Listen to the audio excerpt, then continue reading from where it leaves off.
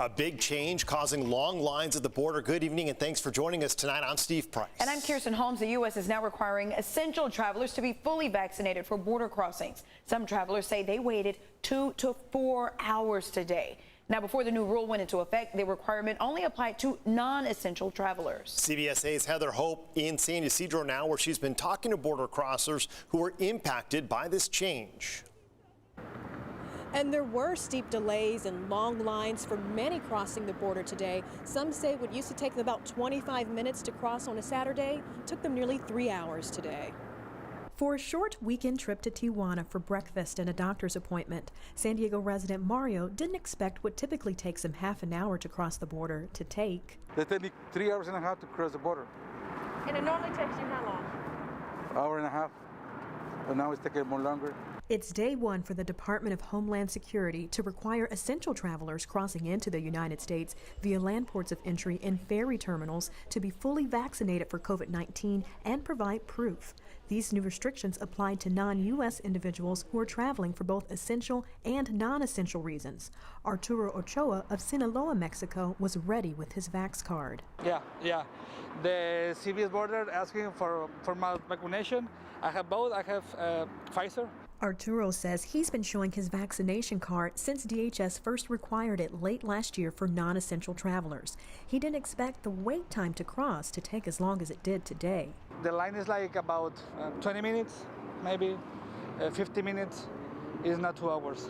Border Patrol agents anticipated the long lines. We have seen an increase in traffic, so we are prepared. Border Patrol Communication Officer Taka Gordon advises travelers to avoid the busiest times, which are Monday through Friday from 4 a.m. to 9 a.m. and on the weekends from 2 p.m. to 12 a.m. Whatever you can do your best. Try not to travel during those high peak times. He says all those crossing need to be prepared to attest to their vaccination status to a CBP officer upon request. These rules do not apply to U.S. citizens, lawful permanent residents, or U.S. nationals like Mario, who didn't have to show any proof. No, they didn't ask you for nothing. She has your green card, your passport. They said they didn't ask for vaccination. And with the vaccination requirement at the border going into effect today, whether a border agent asks you or not to show your vaccination card, it is always good to have it just in case. Heather Hope, CBS 8. All right, big changes. Heather, thank you. Well, it was a beautiful Saturday all across the county, but Santa Ana winds are raising the fire danger inland. Yeah, meteorologist Sean Stiles is here with a first look at that microclimate forecast for you. Hey, Sean. Good evening, Kirsten and Steve. Yeah, it's a very interesting weather pattern we're seeing right now. Typically, when we're talking about Santa Ana's, you don't see Doppler radar in the mix. Well, that is part of the reason we're seeing such gusty winds. These high winds are expected to come down as far as the wind warning as of 6 p.m. tonight. However, they will continue to stay relatively gusty out there. The advisory also coming down at 6 p.m. So the lighter yellow or brown is where the warning is. The brown is where the watch or advisory is. However, watch this. We're going to pull this back out and look at this area of low pressure. It's spinning around, bringing snow into the White Mountains of Arizona, and that circulation around it is what's driving those very windy conditions combined with the high pressure. So the two gradients coming together are creating the very strong offshore winds. However, they are starting to diminish somewhat. And as we take a look at the current winds out there right now, everything, the flow is offshore. At the surface, we're seeing winds coming onshore. Over the mountains, though, with elevation, those winds are being affected by that offshore flow. As far as temperatures are concerned and what we expect over the next couple days. In fact, we're going to start to cool down just a little bit as we get into Monday and Tuesday. Tomorrow again above average, and for you folks in the inland microclimates, another warm one. 74 tomorrow, lots of sunshine, 70 and then 73. And get this, there's a chance of some light snow in the mountains tonight because of that area of low pressure. I'll explain how that's going to happen in just a bit. Santa Ana winds and light snow. I've never heard that in the same forecast before. Some bizarre weather out there. Well, those dry and gusty offshore winds are definitely affecting much of California, and they were blamed for a massive fire overnight near Big Sur. Yeah, and we were dealing with flooding and mudslides not too long ago. Now, fire officials in Southern California are reminding San Diegans to remain vigilant in our area tonight. CBS 8's Ariana Cohen has the latest. Santa Ana winds pushed San Diego County into a wind advisory starting last night, lasting until 6 tonight. A wind-driven wildfire broke out last night near Big Sur, forcing people to evacuate from their homes along the Pacific Coast Highway. We are sending up some resources from San Diego to go assist with that fire. So it is still actively burning. They do have active evacuations in that area. And down here, we're certainly not out of the woods yet either. The wind advisory going until 6 p.m. tonight. But really, these events, we're going to continue to see these over the next couple months. And we really need everybody to be ready to evacuate down here as well.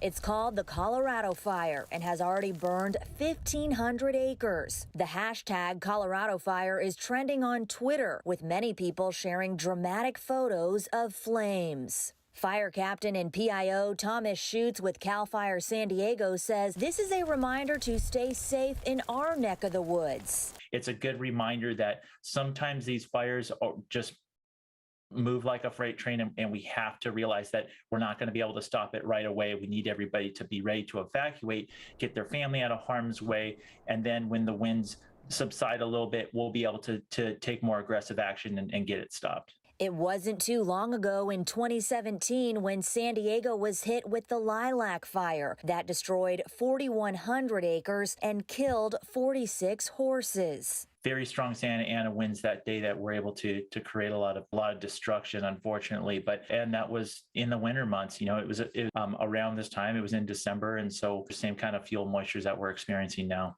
He says if San Diego does get an evacuation notice, to take it seriously. It's the time to grab your family, grab your pets if you have time, and get the heck out of there. So we really want everybody focused on building an evacuation plan for you and your family so you're ready to leave at a moment's notice. CAL FIRE says make sure to keep up with car maintenance since many fires are started by vehicles. Also be safe at home when clearing brush during windy conditions. He also says there hasn't been any COVID-related staff shortages, and they did not have to close down any stations due to COVID. And for that, he says they are very fortunate. Ariana Cohen, CBS 8. Ariana, thank you. Now, just as that fire danger is rising, Vice President Kamala Harris arrived in San Bernardino late Friday to announce a big federal investment in California's wildfire efforts. The state going to be getting nearly half of $1.3 billion set aside for disaster relief for last year's fires. California will also get a large chunk of $5 billion going toward wildfire prevention and response, and another $600 million is going to boost federal firefighter salaries and recruit new hires. The vice president said wildfire readiness begins at the local level.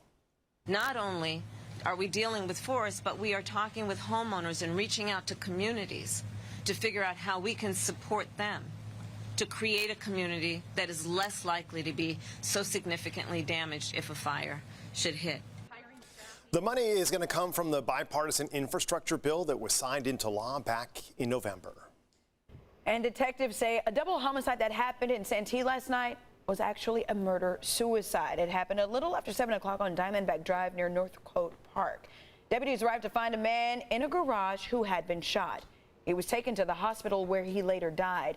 After a witness described the suspect and his vehicle, they spotted him driving away and pulled him over nearby. Moments later, they found that he was hurt from a self-inflicted gunshot. He died there at the scene. Neither man's name has been released. Investigators are working to find out what led up to this shooting.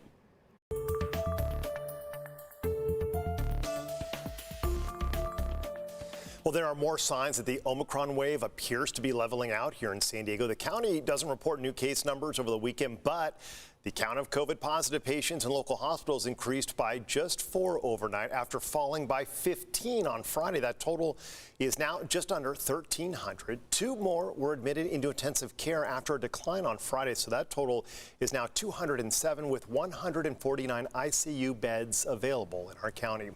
The Sheriff's Department has completed the transfer of about 200 COVID-positive male prisoners to the Las Colinas Women's Detention Facility in Santee. As of last night, the San Diego Sheriff's Department says more than 350 people in custody have tested positive for COVID-19. The male inmates are quarantined in an empty unit there, and additional deputies and staff have been sent over. Once cases go down, the inmates will then be returned to their assigned facility.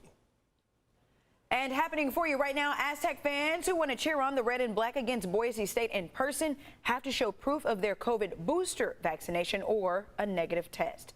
This is the first game that requirement has been in effect. CBS 8's Regina Ahn is at Viajes Arena talking to fans about the new mandate.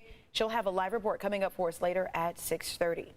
And if you ordered free COVID test kits from the federal government this week, check your mailbox.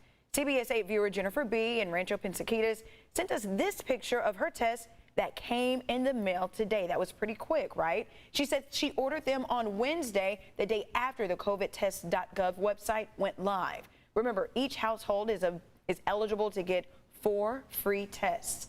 The kits come with 2 tests per box. The sanitation worker strike may be over, but the Chula Vista City Council says Republic Services still has another mess to clean up. Trash pickup resumed this week, but many customers, including restaurants, are asking for a refund or a credit. Timothy Parker owns Chula Vista Brewery. He says he took matters into his own hands because he couldn't wait another day for his trash to be. You see it was reaching probably about halfway to the B mark. We had to hire some people to come in, and they came in like their own little private trucks and re-dumped out the trash. Parker says he spent about $800 on hiring those private trash haulers. Republic estimates it will clear all the trash by the end of the month, so customers, they say, are going to need to be patient. They told CBS 8 that invoice questions will be addressed on a case-by-case basis.